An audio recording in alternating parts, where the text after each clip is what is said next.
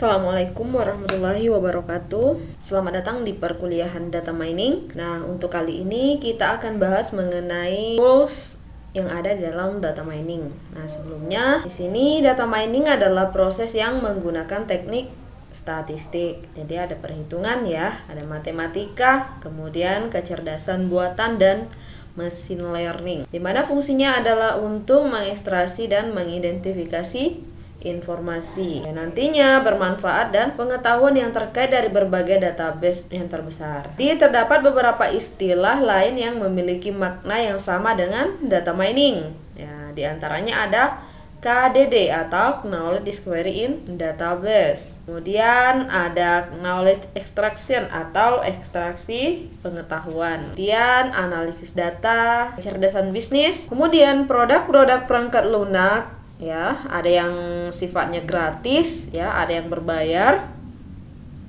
Yang demikian banyak jumlahnya, ya. Jadi tools-toolsnya yang terdapat data mining ini banyak sekali.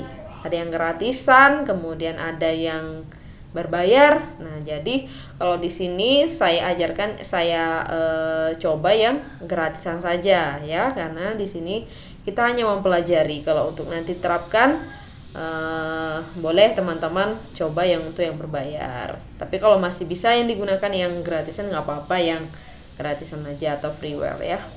Nah, tools ini digunakan untuk memudahkan kita di dalam melakukan proses pengolahan dan analisis data. Di dalam melakukan analisis data terhadap data mining, RapidMiner. Nah, RapidMiner ini adalah salah satu tools yang banyak sekali digunakan oleh para ilmuwan untuk melakukan analisis data. RapidMiner ini merupakan salah satu solusi yang dapat kita gunakan. Keberadaan RapidMiner yang berupa freeware ya, dapat dijalankan pada berbagai sistem operasi. Tidak hanya menguntungkan penyedia aplikasi karena tidak perlu mengeluarkan biaya untuk lisensi perangkat lunak, ya, tetapi juga ini memudahkan pada pengembang maupun calon pengembang dalam mempelajari dan mencoba fitur-fitur yang ada. Jadi RapidMiner ini merupakan perangkat lunak yang sifatnya terbuka atau open source. Jadi RapidMiner adalah sebuah solusi untuk melakukan analisis terhadap data mining. RapidMiner ini menggunakan berbagai teknik deskriptif dan prediksi di dalam memberikan wawasan kepada pengguna. Nah, sehingga dapat membuat keputusan yang paling baik itu ya. Nah, RapidMiner ini sebelumnya bernama Yale. Nah, Yale ya. Jadi Yale itu adalah singkatan dari Yet Another Learning Environment. Di mana versi awalnya ini dimulai dikembangkan pada tahun 2000-an. RapidMiner sebagai software yang sifatnya open source untuk data mining ini tidak perlu diragukan lagi. Kenapa? Karena software ini sudah terkemuka di dunia, ya. Jadi RapidMiner ini menempati peringkat pertama loh ya. Jadi menempati peringkat pertama sebagai software data mining. Jadi apa aja sih yang terdapat di dalam fitur-fitur data mining? Yang fitur-fitur dari RapidMiner ya, di sini banyak sekali ya. Di sini dapat kita lihat. Nah, salah satunya di sini ada fitur banyaknya algoritma data mining ya, seperti decision tree dan sub-organism map, ada association rule, k-means clustering juga ada. Nah, naive Bayes juga ada. Kemudian KNN juga ada ya. Jadi banyak sekali algoritma yang terdapat di dalam RapidMiner ini. Nah, sekarang kita coba untuk mengoperasikan RapidMiner. Nah, di sini saya gunakan RapidMiner Studio Free 7.6 ya. Ke teman-teman boleh mencoba dengan versi yang sama atau yang di atasnya juga boleh ya. Langkah yang pertama yang kita lakukan adalah kita menyiapkan data yang akan kita olah. Nah, oke. Di sini ada data yang banyaknya kurang lebih 62 data ya. Jumlahnya di sini ada data 62 data. Nah, data ini merupakan data untuk mengetahui tingkat terjadinya perceraian ya yang ada di Kota Jambi.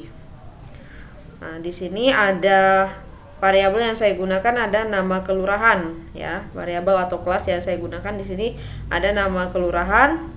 Kemudian dengan 4 variabel. Ada pertengkaran terus-menerus. Nah, ini penyebabnya ya. Penyebab, kemudian ada ekonomi, meninggalkan salah satu pihak maupun KDRT. Nah, tujuannya di sini kita akan mengetahui daerah mana saja yang terjadi tingkat perceraian yang tinggi, sedang maupun rendah ya, berdasarkan dengan nama kelurahan yang ada di sini. Nah, ini formatnya kalian bisa menggunakan format Excel maupun CSV. Oke, berikutnya setelah kalian menyiapkan data yang akan kalian olah, langkah berikutnya yang perlu kalian siapkan adalah ketik di kolom pencarian operator ini read Excel ya, read Excel. Nah, di sini ada read CSV, ada read Excel, kemudian URL SPSS. Nah, tergantung data yang kalian gunakan. Nah, di sini saya menggunakan datanya yang berbentuk formatnya format Excel. Nah, jadi saya pilih yang Excel. Tarik aja ya, tekan sini, tarik ke tengah ya. Oke. Kemudian untuk mengambil data yang akan kita gunakan sebagai data testing, cukup klik ya pada read Excel ini, diklik, kemudian import configuration wizard ya, ini diklik. Nah, ini kita mencari data yang akan kita olah ya. Nah, di sini datanya saya simpan di data saya jurnal SISPO dan klaster perkara. Nah, di sini saya akan coba menggunakan data testing ya, data testing. Next ya, pilih next. Kemudian next lagi. Next lagi. Nah, di sini ada tipe atau ya tipe data yang akan kita gunakan atau atribut penentu. Nah, di sini ada atribut ya, atribut untuk nama kelurahan. Karena nama kelurahan ini adalah label yang akan kita gunakan, maka atribut ini kita ganti menjadi label ya. Kemudian untuk atribut pertengkaran ekonomi meninggalkan KDRT itu tidak perlu kita ganti ya, tidak perlu kita ganti. Kemudian kita pilih finish. Oke, sudah, data kita sudah masuk ke dalam read Excel. Kemudian berikutnya kita mencari algoritma yang akan kita gunakan. Nah, di sini saya contohkan, di sini kita menggunakan algoritma K-means ya, atau K-means. Nah, tinggal tarik aja ya, tekan dan tahan dan tarik. Oke, sudah. Kemudian untuk menghubungkan read Excel dan clustering ya, ini adalah metode yang kita gunakan adalah clustering. Sekarang kita tinggal hubungkan antara read Excel ya, read Excel atau database testing kita ke metode yang kita gunakan ya. Kemudian tarik yang ada panah di sini menuju rest ya, string. Oke. Sampai posisinya seperti ini. Nah, klik pada metode yang kita gunakan. Kemudian di sini ada jumlah K ya, jumlah K ini jumlah kelompok atau jumlah klaster. Nah, di sini ada 2 klaster dan maksimal run-nya di sini 10 ya. Maksimal run-nya di sini adalah 10. Ini bisa kita ganti menjadi 2 klaster, 3 klaster, 4 klaster, 5 klaster dan seterusnya ya. Dan run-nya juga bisa kita tentukan. Ini nggak perlu kita otak-atik ya. Nah, di sini rumus yang kita gunakan adalah squared Euclidean distance ya. Ini juga bisa sih sebenarnya nominal, mixed numerical measure, tapi di sini kita menggunakan yang Brinkman divergence ya, yang ini ya.